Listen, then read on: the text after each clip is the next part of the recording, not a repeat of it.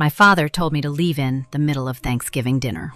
"Stop draining our resources," he said, his voice flat as a blade.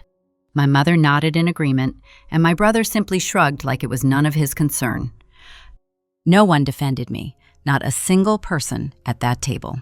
They wanted me gone, so I smiled, stood up, and said one word. Okay. 72 hours later, they came crawling back to me. But first, I need your help. Drop your name and location below because I feature viewers as characters in every story. My name is Nadia, and I'm 32 years old. For most of my life, I believed that love was something you earned through service to others. I'm a UX designer for a major tech firm in San Francisco, but since the pandemic began, I've been living in my childhood home in Austin, Texas. From the outside, it looked like I had moved back to mooch off my parents like some kind of failure. That was certainly the narrative my father Warren liked to tell his friends at the hardware store whenever my name came up. "Yeah, Nadia's back in her old room," he'd say with a heavy sigh, shaking his head like he was carrying a great burden on his shoulders. Millennials, you know how they are. They just can't seem to launch into the real world. But the reality inside the house was completely different from the story he told. I wasn't there because I needed them to support me financially or emotionally. I was there because I thought they needed me, and I genuinely wanted to be close to my family during uncertain times. I worked from a converted corner of my bedroom, managing six-figure contracts and designing interfaces used by millions of people around the world. But to my father, a man who measured the value of work by the amount of dirt under his fingernails, I was just playing on the computer. A memory surfaced in my mind, sharp and unwelcome, pulling me back to a different time. I was 12 years old, standing nervously in the school gymnasium at the annual science fair. My project was a simple program I had coded myself, a calculator that could solve math problems and show its work step by step. My father had spent 3 consecutive nights building the display board by hand, even though he didn't understand a single line of my code. He didn't know what an algorithm was or why it mattered, but he had cut the cardboard perfectly and painted the letters in my favorite shade of blue.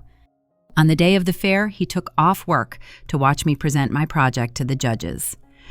That was money he couldn't afford to lose, hours of plumbing jobs he had to reschedule and apologize for.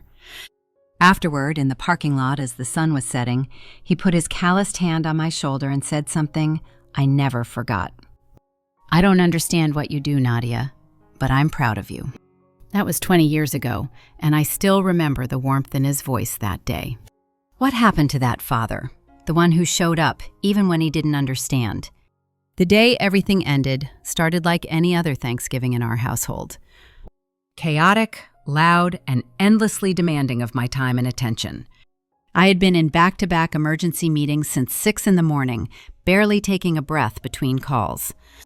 A client in London had found a critical bug in a product launch scheduled for Black Friday, and my entire team was scrambling to fix it before the deadline. My bedroom door was closed, my headset was on, and I was deep in code when my mother, Maureen, started banging on the door like the house was on fire. "Nadia, are you going to help with the shopping or not?" she yelled through the wood, her voice sharp with irritation. I muted my microphone quickly, my heart rate spiking from the sudden interruption.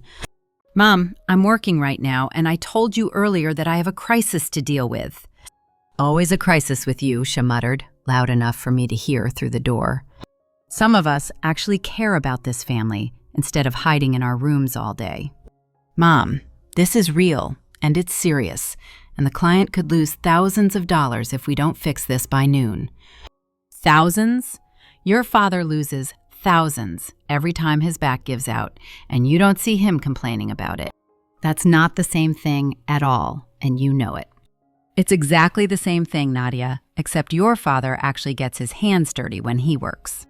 She left in a huff, driving herself to the grocery store alone, probably rehearsing the speech about how her diabetic fatigue was flaring up because her lazy daughter was too selfish to drive her. I sat there in the silence after she left, staring at my screen, but not really seeing the code anymore. I thought about the custom app I had built for her, the one that reminded her to take her insulin every day and automatically refilled her prescriptions at the pharmacy before she ran out. I thought about the insurance premiums I paid every single month so she could afford her medication without going into debt. $2,400 a month for a family plan that covered all four of us with dental and vision included. She had absolutely no idea that I was the one making all of that possible. I didn't leave my desk until 3 o'clock in the afternoon, exhausted, but relieved that the crisis had been resolved. By the time I came downstairs, the house smelled of roasted turkey and simmering resentment in equal measure. My mother was in the kitchen, aggressively mashing potatoes like they had personally offended her. My father was in the living room watching football with a beer in his hand, completely oblivious to the tension. My brother Trevor was sprawled on the couch, scrolling through his phone, a device whose data plan I paid for every month. "I'm done with my work crisis," I said, walking into the kitchen with what I hoped was a peace offering. "Do you need any help now?" Maureen didn't even look up at me when she responded. "It's fine. I did it all myself, like I always have to do everything around here." The guilt trip was automatic and well-practiced, a familiar path in our dysfunctional relationship that she could walk blindfolded.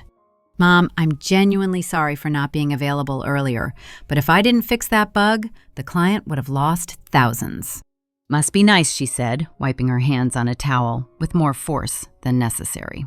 "To have a job where you can just sit in your pajamas all day and call every little thing a crisis." Dinner started promptly at 6 o'clock that evening. The table was set with the good china, the fancy set we only brought out when we were pretending to be a happy, functional family for the holidays. My father sat at the head of the table, carving the turkey with surgical precision that masked the simmering mood I could see building behind his eyes. Trevor sat opposite me, already looking bored and checking his phone under the table when he thought no one was watching. I could feel something building in the room, a pressure like the charged air right before a thunderstorm breaks. My father kept glancing at me with narrowed eyes, his jaw tightening every time I reached for food or took a bite. I had seen that look before, usually right before he fired a subcontractor who disappointed him or told off a difficult customer who questioned his work. For the first 20 minutes, we talked about safe, meaningless topics, like the weather, the Cowboys' disappointing season, and the neighbor's ugly new fence. But I could feel the tension radiating off my father, like heat from a radiator that was about to explode. "So," he said finally, setting down his fork with a deliberate clink that silenced the table, "did you finish your little computer games for the day, or do you have another crisis to deal with?" I paused with my fork halfway to my mouth, caught off guard by the sudden shift in his tone. "It wasn't a game, Dad. It was a client launch worth 6 figures to the company." He let out a short, sharp laugh that had no humor in it whatsoever. "6 figures," she says, like that means anything to me. He leaned forward in his chair, his eyes locked on mine. "I was standing in freezing mud for 4 hours today, crawling under a house in Cedar Park because a pipe burst." He held up his hands for everyone to see, calloused and scarred from decades of hard labor. "This is real work, Nadia, and this is what actually puts food on the table, not clicking a mouse in your bedroom. I was up at 6 this morning too, Dad, and just because my work is different doesn't mean it requires fewer hours." "Different?" He shook his head slowly, his lip curling with contempt. "There's no sweat on your forehead and no dirt under your nails when you're done for the day." He leaned forward even more, his voice dropping to that cold, dismissive tone I had heard 1,000 times growing up. "That's not real work, Nadia. That's just playing house and pretending to be important. The sweat might not be visible, Dad, but the mental pressure and the stakes are absolutely real." "Pressure?" He slammed his hand on the table so hard that the silverware jumped and the wine in our glasses loshed. "You sit in your pajamas until noon and stare at a screen all day. Meanwhile, I carry this entire family on my back. I contribute to this family too, Dad, in ways that you don't see or apparently don't want to acknowledge." My father looked at my mother and then at Trevor, inviting them to share the joke at my expense. "Contribute? You contribute absolutely nothing to this household. You drain, Nadia, that's what you do." He pointed a shaking finger directly at my face, his voice rising with each word. The electricity bill has gone up since you moved back, and the Wi-Fi is slower because you're always on those video calls. You take up space in this house, and you eat our food without contributing a single dollar. I looked at my mother, waiting desperately for her to step in and defend me. Waiting for her to say, "Warren, stop this right now." She pays for my insulin every month. But she just looked down at her plate, pushing peas around with her fork, like a child avoiding eye contact. "Your father is exhausted from working so hard, Nadia," she said softly, still refusing to look at me. "He carries this family on his shoulders every single day. And maybe, if you understood what real sacrifice looks like, you'd be more grateful for everything we've given you." I stared at her in disbelief. This woman, whose insurance premiums I paid without complaint, whose medication I managed through an app I built, whose doctor's appointments I scheduled because she couldn't figure out the healthcare portal. She knew everything I did for her, or at least she should have known. But she chose to say nothing in my defense. I turned to look at Trevor, my brother, whose resume I had rewritten 3 times just last week, whose job interviews I had secured by calling in favors from my own professional network. "Trevor?" I asked, my voice barely above a whisper, hoping for at least one ally at this table. He shrugged and took a casual sip of wine like we were discussing the weather. "I mean, Dad's got a point when you think about it, Nadia. I've been out there every day interviewing and pounding the pavement trying to find work, while you just sit there in your room doing whatever it is you do." The word drain echoed in my skull, bouncing off memories of every bill I had quietly paid over the past 3 years. My throat tightened until I could barely breathe, and my fork hung frozen in midair. The turkey I had been enjoying suddenly tasted like wet cardboard in my mouth. I thought of the spreadsheet on my laptop upstairs, the one I had been meticulously updating for 3 years. $134,200 in total, representing 3 years of invisible support for people who now called me a drain on their resources. Something inside me didn't break at that moment like it might have in the past. Instead, it solidified, like water turning to ice, becoming cold, clear, and completely unbreakable. "You're a drain on this family," my father repeated, letting the word hang in the air like toxic smoke. "If you're making so much money with your fake computer job, then prove it by getting out." "What?" I whispered, not quite believing what I was hearing. "Get out of my house," he said, his voice dropping to a cold, flat tone that left no room for negotiation. "I'm not kicking you out tonight because I'm not a monster. But by the end of the year, I want you gone. Stop draining our resources and go be independent for once in your life." Maureen nodded quickly, a small movement of agreement that felt like a knife in my chest. "It's time you learn to be truly independent, honey, like your brother is trying to be." "Independent," she said, like I was the one who needed to learn self-sufficiency. The word echoed in my head, bouncing off the walls of the house I had secretly insured, heated, and connected to the world through services I paid for every month. I looked at each of them one last time, memorizing their faces in this moment. My father, the proud provider who couldn't use a spreadsheet or send an email without help. My mother, the perpetual martyr who couldn't navigate a simple healthcare portal. My brother, the professional victim, who couldn't write a cover letter to save his life. "Okay," I said quietly. Just that one word, delivered without tears or drama or the fight they were clearly expecting. My father blinked in surprise, clearly caught off guard by the lack of resistance. He had expected an argument, maybe some crying and begging for forgiveness. But I was completely done fighting for people who didn't want to be helped or saved. I stood up slowly from the table, picked up my plate with deliberate calm, and walked to the kitchen. I scraped the untouched turkey into the trash can, placed the plate in the sink, and walked upstairs without looking back. I didn't slam my bedroom door like an angry teenager. Instead, I closed it softly, turning the lock with a quiet click that seemed to echo in the silence. That small click was the sound of the bank closing permanently. I sat at my desk with the glow of my monitors providing the only light in the room, and my hands weren't shaking at all. In fact, I felt a strange, icy calm spreading through my entire body, like I had finally accepted something inevitable. I opened my laptop and pulled up a file I had named, somewhat ironically, Family Support Log.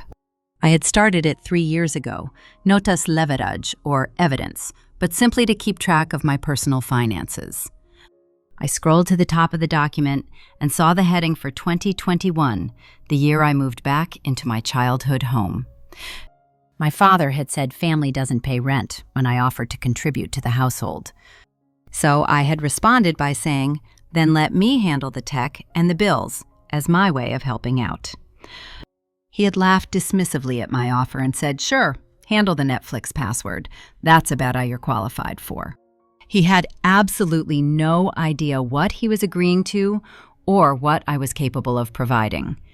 I opened the health insurance tab and reviewed the numbers I knew by heart. My company offered incredible benefits, including the ability to add parents and siblings as dependents on my plan. I had added all 3 of them during the first week I moved back home. The family plan for 4 people with dental and vision coverage had a market value of $2,400 per month, which meant I was providing $32,000 of value per year for people who thought I contributed nothing to the household. I scrolled down to the medical expenses section and continued my review. My mother's type 2 diabetes required expensive Ozempic injections and regular visits to an endocrinologist for monitoring. My insurance covered 100% of those costs without any copays or deductibles. Without that coverage, her medication alone would cost $800 every single month out of pocket. I had never mentioned any of this to her because I thought that was simply what family did for each other. I moved to the business support tab and reviewed my contributions to my father's livelihood. Kurt's Plumbing was my father's pride and joy, the business he had built from nothing over 40 years. 3 years ago, he was still writing appointments in a spiral notebook and losing 30% of his potential customers because he couldn't keep track of leads. I had built him a professional WordPress website from scratch, integrated a Calendly booking system so customers could schedule appointments online, and set up a customer relationship management system to track his clients and their service history. I managed the server hosting, paid all the monthly fees, and updated the plugins every Sunday night to keep everything running smoothly. The market value for building that system from scratch was about $15,000, and the monthly maintenance was worth approximately $500 of professional services. Dad had laughed when I first offered to help with the tech side of his business. Sure, handle the tech stuff, he had said dismissively, waving his hand like I was offering to take out the garbage. He had absolutely no idea that I was building the digital infrastructure his entire business now depended on. Then there was Trevor's section of the spreadsheet, which I had titled Career Coaching. Resume rewrites numbered 3 separate versions, each tailored for different types of positions. LinkedIn profile optimization to make him look more professional and employable. Interview preparation sessions where I coached him on how to answer tough questions. Network introductions totaling 5 separate referrals to hiring managers at companies where I had connections. $0 charged for any of it, with infinite gratitude expected, but 0 gratitude actually received. I looked at the total sum displayed at the bottom of the spreadsheet in bold font. $134,200 represented my total contribution to this family over 3 years. I stared at that number until it stopped looking like money and started looking like 3 years of betrayal crystallized into digits. Stop draining our resources, my father had said, and fine, I would give him exactly what he asked for. I didn't sleep at all that night because I had too much work to do. I spent the next 8 hours systematically and thoroughly dismantling the support system I had built for my family. At 8 o'clock on Friday morning, while the house was still silent and everyone else was sleeping off their turkey coma, I sent the first message. To my company's HR department, I wrote, "Please remove all dependents from my healthcare plan effective immediately due to a change in family status." My finger hovered over the send button for a long moment as I considered what I was about to do. Mom's insulin requirements flashed through my mind, along with her blood sugar spikes and her tired, diabetic eyes. Then I heard her voice again in my memory, dripping with condescension. "Must be nice to sit in your pajamas all day." I pressed send without any further hesitation. The reply from HR was automated, but the action it triggered was instant and irreversible. Within 24 hours, their health coverage would lapse completely. Next, I logged into AWS, the cloud service that hosted the kurtzplumbing.com website I had built and maintained. I didn't delete the site because that would have been malicious and potentially illegal. Instead, I simply removed my credit card from the billing file and revoked the admin access for the accounts I had created for my father, accounts he had never once used because he didn't know how to access them. Then I changed the root password to something he would never guess. The website would stay up and look perfectly normal for now, but the booking system that connected customer requests to his calendar was another matter. I disabled the API key that made everything work behind the scenes. From the outside, the site looked completely fine and professional, but the Book Now button that brought him 70% of his new customers was now a bridge to absolutely nowhere. Then I picked up my phone and opened the custom app I had built for my mom called Mom's Med Tracker. It was a simple interface that reminded her to take her pills on schedule and automatically submitted refill requests to the pharmacy before she ran out. I navigated to the settings menu and found the option I was looking for. Delete account. "Are you sure you want to delete this account?" the screen asked me. I hesitated for just a fraction of a second as I thought about her blood sugar levels, her confused mornings when she forgot her medication, and her complete dependence on the little reminders I had programmed. Then I thought about her voice in the kitchen saying, "Maybe if you understood what sacrifice looks like, you'd be more grateful." I tapped yes and watched the confirmation message appear. Finally, I turned my attention to Trevor and the career support I had been providing. I opened my email and found the 3 draft messages I had saved, each one a carefully worded follow-up note for the hiring managers at tech companies where he had interviews scheduled for next week. These were interviews I had secured through my own professional network, my own reputation built over years, and my own relationship capital spent on his behalf. I selected all 3 drafts and deleted them permanently without saving. Then I composed 3 new emails to the recruiters who had agreed to see him as a personal favor to me. Regarding the candidate, Trevor Kurtz, please cancel the upcoming interviews as he has decided to pursue other opportunities. Thank you for your understanding. I clicked send 3 times in rapid succession, each click severing another thread of connection that I had woven on his behalf. I closed my laptop and sat in the profound silence that followed. It was done, and there was no going back. I packed my entire life into 4 suitcases because I didn't need a moving truck for the furniture since the bed and desk belonged to my parents anyway. I took only what was truly mine, my clothes, my tech equipment, and the dignity I had finally decided to reclaim. I found a luxury 1-bedroom apartment online in downtown Austin with floor-to-ceiling windows overlooking the Colorado River and scheduled a viewing for that morning. The rent was $2,800 a month, which was expensive by most standards, but still cheaper than what I had been paying to support 3 ungrateful adults who called me a drain. I was approved instantly based on my credit score and income verification. By noon that day, I had the keys to my new home in my hand. The house was completely empty when I walked downstairs with my suitcases. My father had left early for a plumbing job, my mother was out shopping for post-Thanksgiving sales, and Trevor was probably at the gym or wherever he spent his time pretending to look for work. I didn't leave a dramatic note explaining everything I had done for them or how much they had hurt me. I didn't smash anything or take petty revenge on their belongings. I just took a piece of paper from my father's notepad by the kitchen phone and wrote 2 simple sentences. "You told me to leave, so I did. Thank you for everything."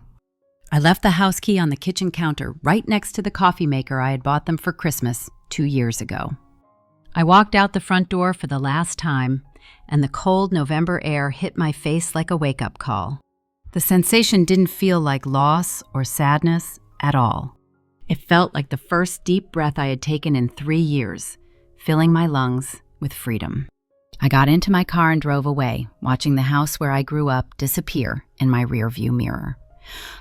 I didn't know it then, but the clock had already started ticking on their comfortable lives. It would take exactly 72 hours for their entire world to fall apart. Monday morning arrived with the deceptive calm of a tsunami receding before the crash.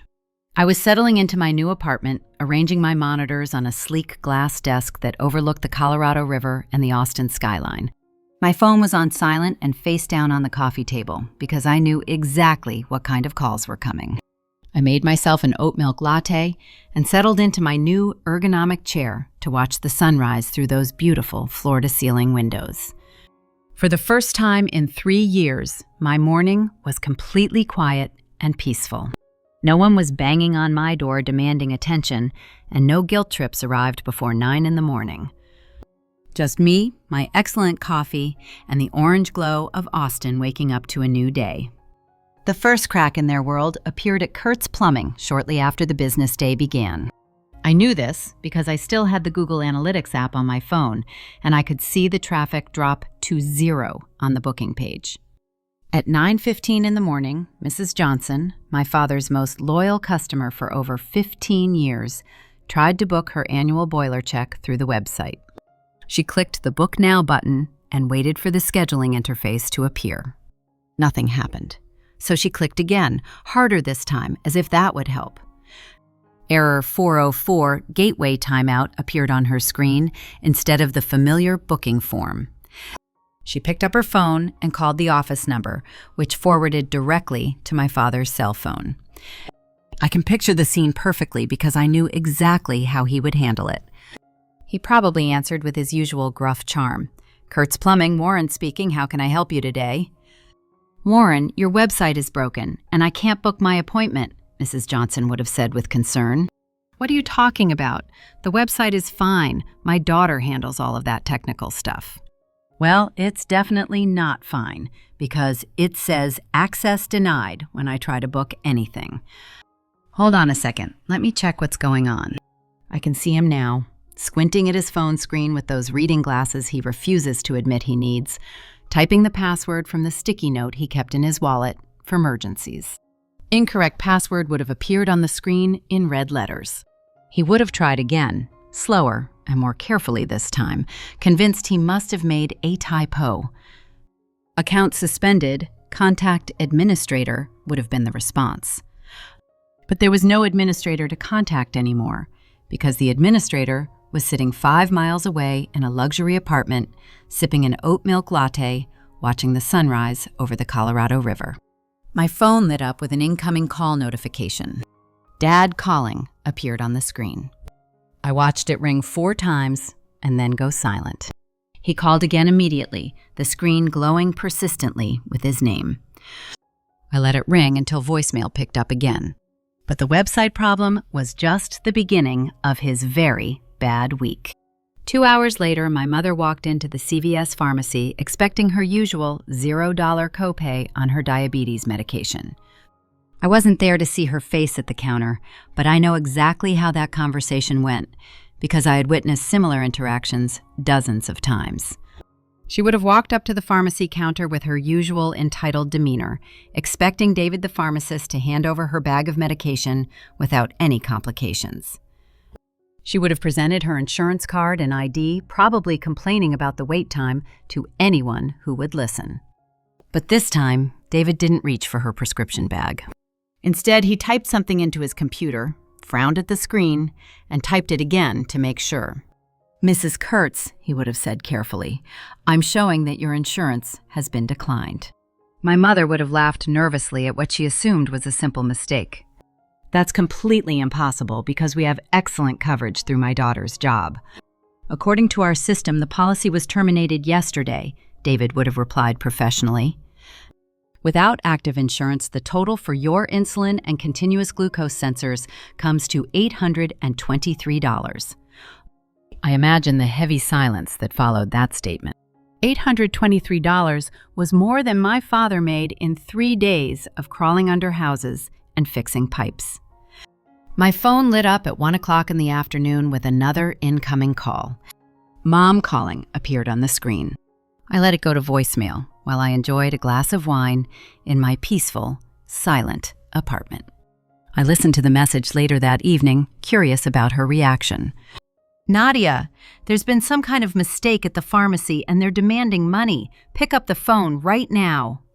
Her voice was high-pitched and tight with barely controlled panic.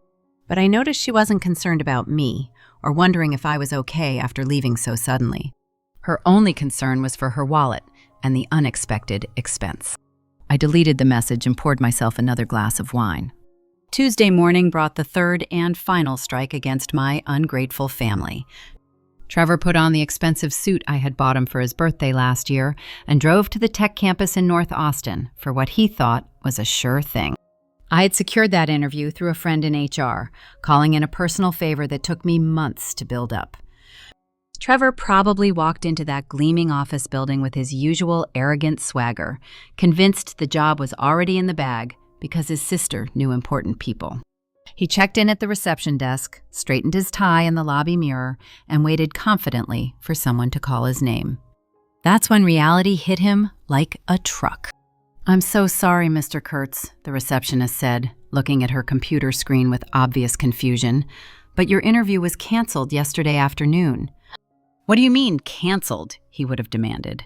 "We received an email stating that you were no longer interested in pursuing this opportunity." I can imagine the expression on his face as the confusion transformed into anger, and the anger transformed into horrified realization. Trevor didn't bother calling me because he knew I wouldn't answer. Instead, he sent a barrage of angry text messages that filled my screen with blue bubbles. "WTF, Nadia? What did you do?" "They said I canceled. I didn't cancel anything." "You did this, didn't you? You sabotaged me. Answer me right now." I didn't respond to a single message because I was busy working at my actual job, earning the money that I was no longer spending on supporting them. By Tuesday night, the silence from my end must have been absolutely deafening.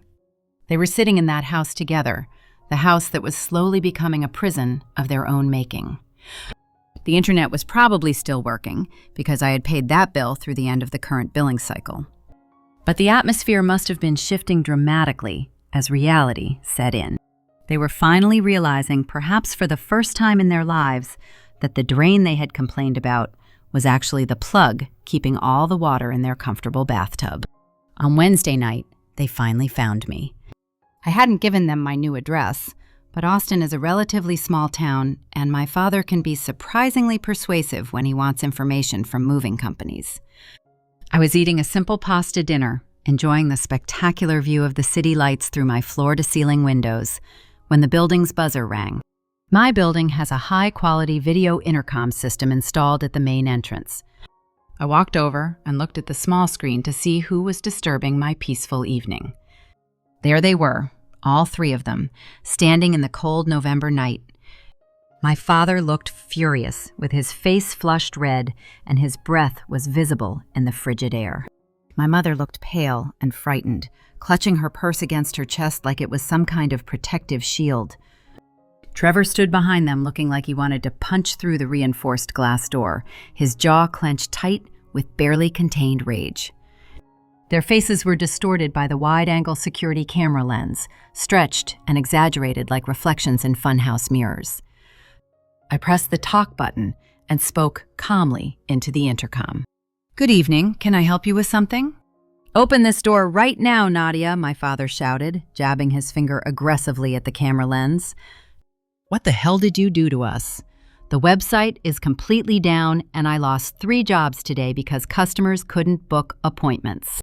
"I didn't do anything wrong," I replied in a calm, measured tone. "I simply left your house exactly like you asked me to do on Thanksgiving."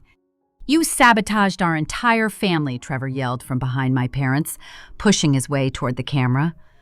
"You canceled all my interviews and ruined my career before it even started." Those weren't your interviews, Trevor, I corrected him with patience I didn't feel. They were my professional connections, my network contacts, and my personal favors that I called in on your behalf. My mother pushed her way to the front of the camera, her face filling the small screen. "Nadia, please, my medicine," she pleaded with a trembling voice that might have moved me once. The insurance didn't work at the pharmacy, and we had to pay out of pocket for everything, and it took all of our grocery money for the month. I leaned back in my comfortable chair, still holding my pasta bowl casually. "You told me it must be nice to sit around in my pajamas all day, Mom, so now you finally know what I was actually doing while wearing those pajamas." "How could you possibly do this to your own mother?" she cried dramatically. "I learned how to treat family from the very best teachers," I replied quietly. "You taught me that family helps family no matter what, but you conveniently forgot to mention it was only supposed to flow in one direction." "This is extortion and blackmail," my father shouted, his face turning an even deeper shade of red. "I'll sue you for everything you have. I'll drag you into court." "Go ahead and try, Dad, but make sure you read the contract first." I set down my pasta bowl and walked to the elevator. I rode down to the lobby but didn't open the heavy glass security door that separated me from them. I stood on my side of the glass, safe and warm in my new building. They stood on the other side, out in the cold November night where they belonged. I slid a thick manila envelope through the gap at the bottom of the doors. "What the hell is this?" my father demanded, snatching up the envelope. "It's a detailed log of every single dollar I spent supporting this family over the last 3 years." He ripped the envelope open with shaking hands and pulled out the spreadsheet I had printed.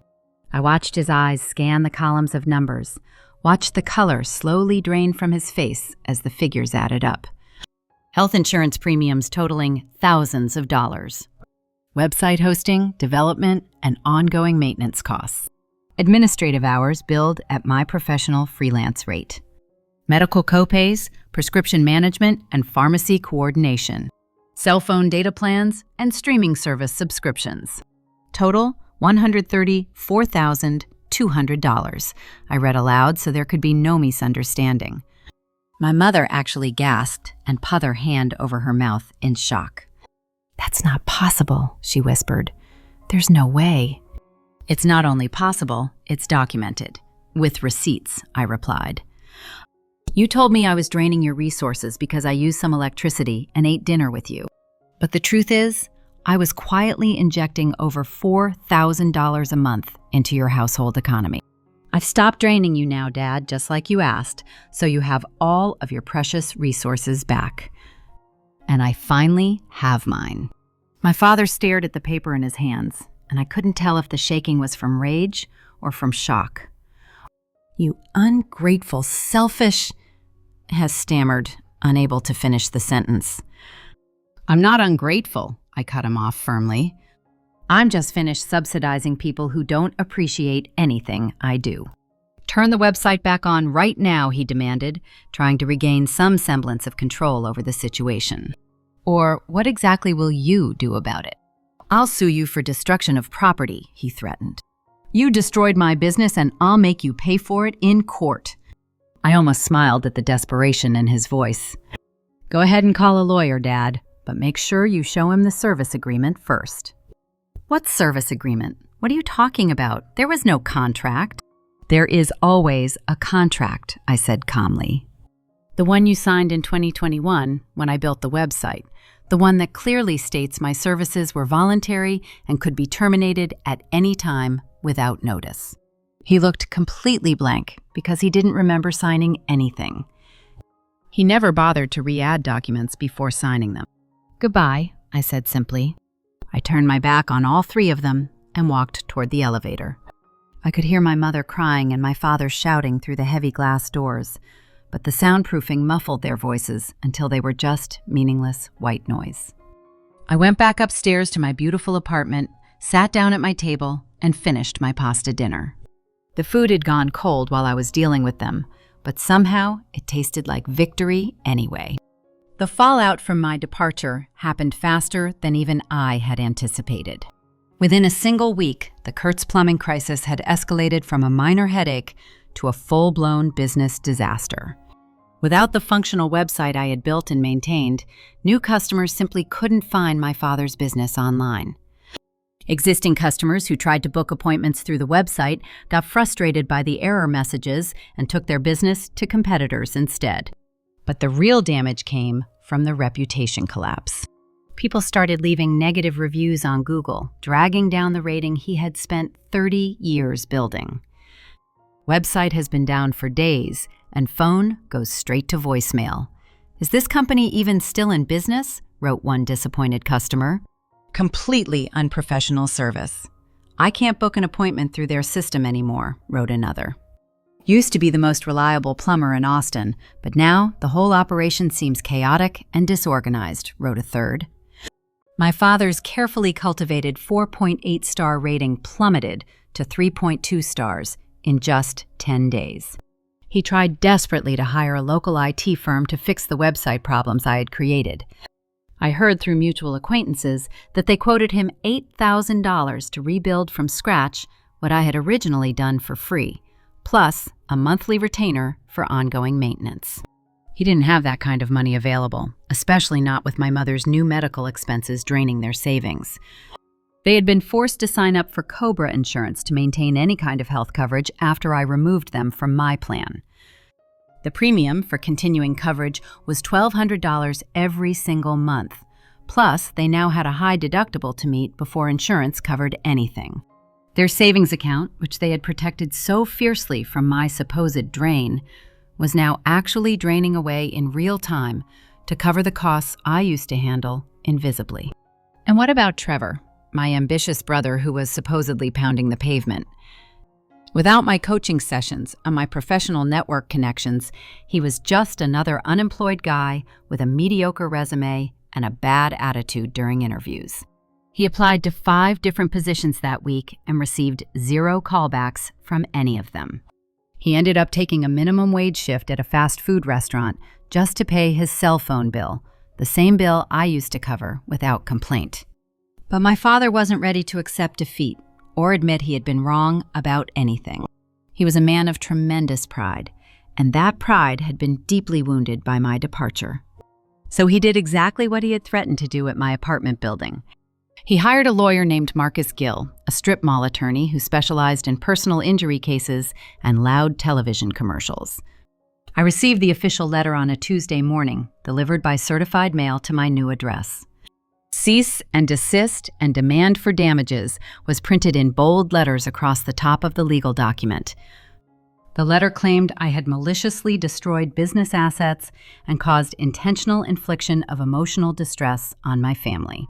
It demanded immediate restoration of the website functionality and $50,000 in compensation for lost revenue. I didn't panic or even feel particularly worried when I read through the allegations. I simply scanned the entire document into a PDF and emailed it to my own attorney, a corporate litigation specialist named Jessica Chen, who I had on retainer for my freelance consulting work. I attached the original service agreement from 2021 to the email as well. It was a simple, 1-page document I had drafted mostly for practice when I was learning about contracts. Clause 4 stated clearly, "Services are provided pro bono by Nadia Kurtz. Provider reserves the right to terminate services at any time without notice. Client acknowledges that no ownership of the source code or related intellectual property is transferred until paid for in full." Since my father had paid exactly $0 for any of my work, he legally owned exactly 0% of anything I had created. Jessica called me back within an hour of receiving my email. She was actually laughing when I picked up the phone. "Nadia, this cease and desist letter is genuinely adorable," she said with amusement. "Would you like to listen in while I call Mr. Gill and explain the situation to him?" "I would absolutely love that," I replied. The phone call was remarkably short. "Mr. Gill, this is Jessica Chen, calling on behalf of Ms. Nadia Kurtz," she said in her smoothest professional voice.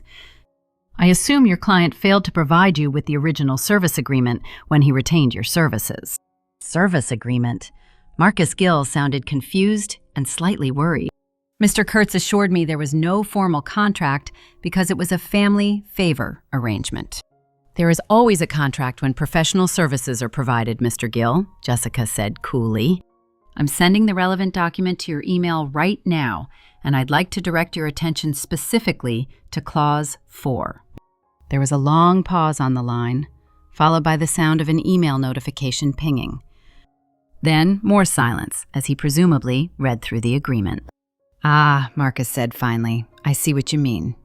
Furthermore, Jessica continued in her most intimidating tone. If your client persists in this harassment campaign against my client, we will be forced to countersue for unpaid wages based on the market value of professional services rendered over 3 years. We estimate that sum to be well into the 6-figure range, significantly exceeding whatever damages your client imagines he has suffered. That won't be necessary, Marcus said quickly. I'll speak with my client immediately and advise him to drop this matter. I believe we're done here. The threatened lawsuit collapsed before it ever drew a single breath. My father had played what he thought was his trump card, and it turned out to be worthless. He was completely powerless against Now, and he knew it. But powerlessness makes some people humble and willing to learn from their mistakes. My father was definitely not that type of person. Since he couldn't beat me in any court of law, he decided to try winning in the court of public opinion instead. He went to the only audience he had left, our extended family. Within days, he had posted his version of events to the family group chat, painting himself as the victim of an ungrateful daughter who had abandoned her sick mother and sabotaged her father's business.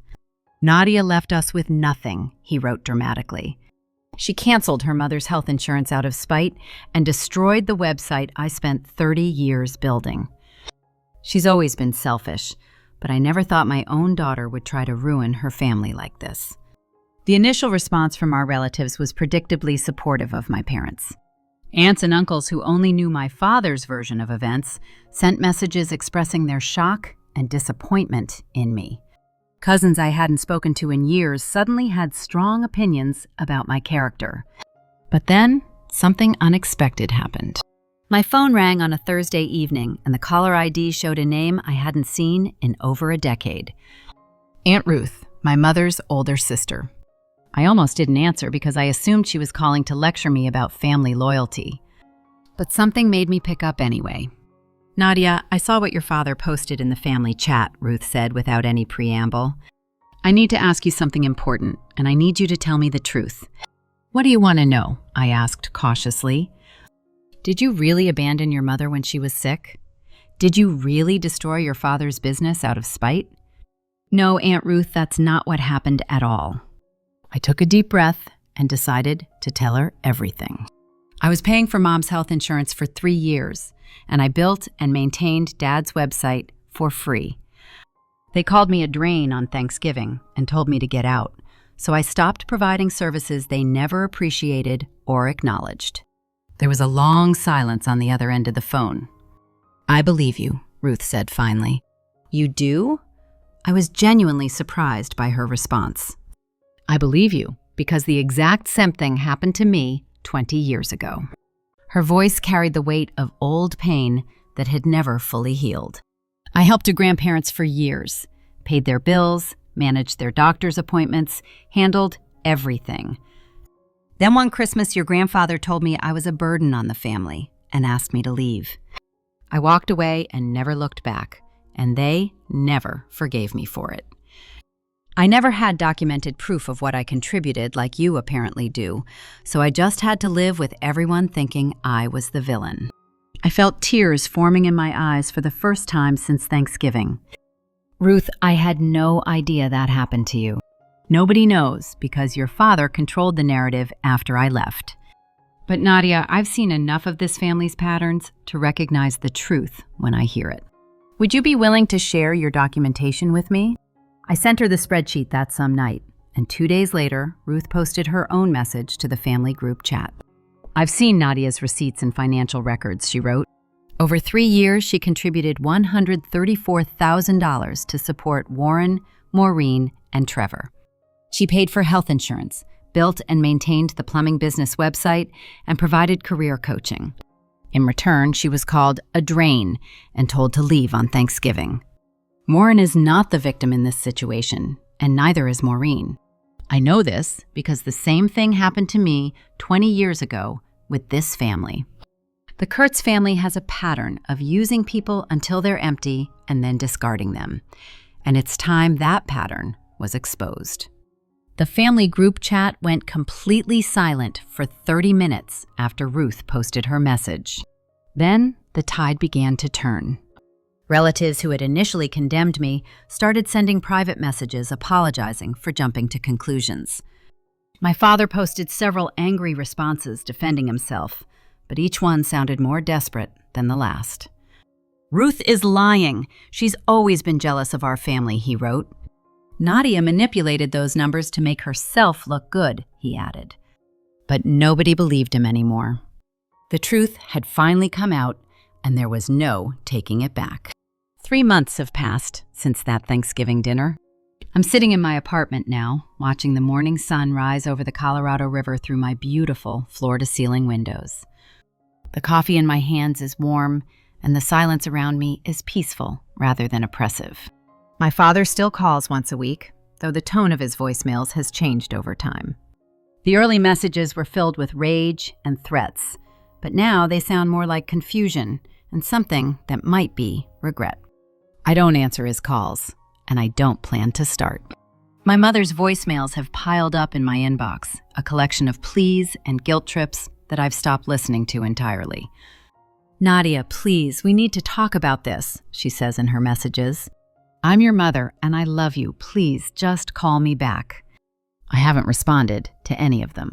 Trevor hasn't reached out at all, probably because his pride won't allow him to admit he was wrong about anything.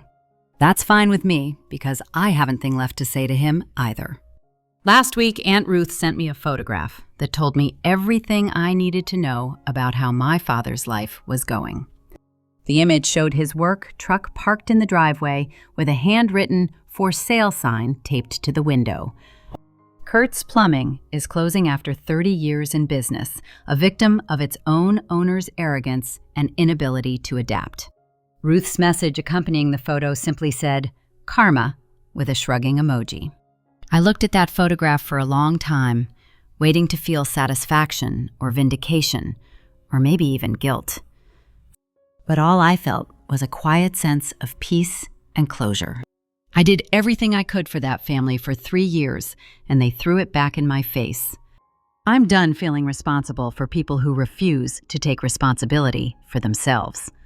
The view from my window is spectacular this morning, all golden light and gleaming towers. This is my city now, my life, my future. I earned every square foot of this apartment and every peaceful morning I spend in it. They wanted me to stop draining their resources, so I did exactly what they asked. It turns out I was the resource all along, and they're only now realizing what they lost.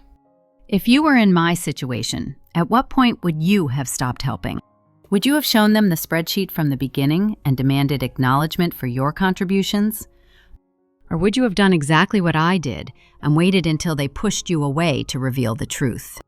I genuinely want to know what you think, so please tell me in the comments. I read every single response and reply to as many as I can. If this story resonated with you or reminded you of your own experiences with ungrateful family members, please hit that like button and subscribe to the channel. Your support means everything to me and helps me continue sharing these stories. And remember this if you remember nothing else. Sometimes the biggest drain on your life is the people who accuse you of being one. Thank you for listening to my story today.